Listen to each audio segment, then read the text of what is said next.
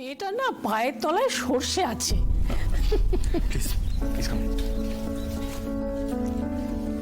থাক থাক মা, থাক থাক থাক, বেশ।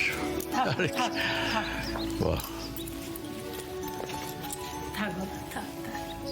খুব ভালো, বেশ।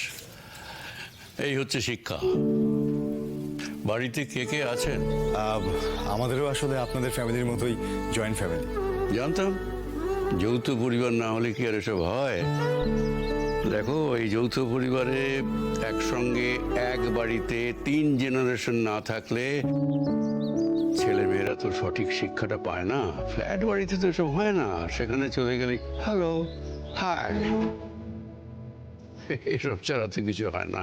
এই রে, আবার শুরু হয়ে গেল। তোমরা তোমরা একটু বসো তো, সেই থেকে দাঁড়িয়েই আছো।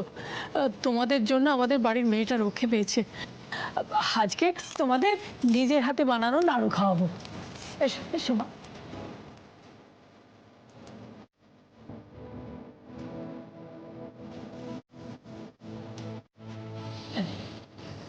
এই নাও, জল। কই দাদু ভাই, এসো।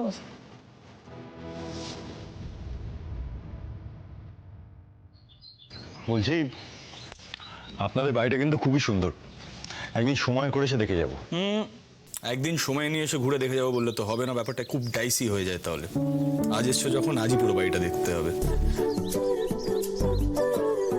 এই আমি তোমাকে তুমি বলে ফেললাম, কোনো প্রবলেম নেই তো? Actually like I am more comfortable with তুমি, হোপ ইউ ডোন্ট মাইন্ড। তাহলে আজকে একটা হোম ট্যুর হয়ে যাক নাকি? হ্যাঁ হ্যাঁ হ্যাঁ, ঘুরে দেখে এসো। আমার দাদুর আমলের তৈরি এই মিত্তির বাড়ি। হ্যাঁ হ্যাঁ, যাও ঘুরে এসো। ততক্ষণে আমাদের বাড়ির স্পেশাল জলখাবার লুচি আর সাদা আলুর চচ্চড়ি রেডি হয়ে যাবে।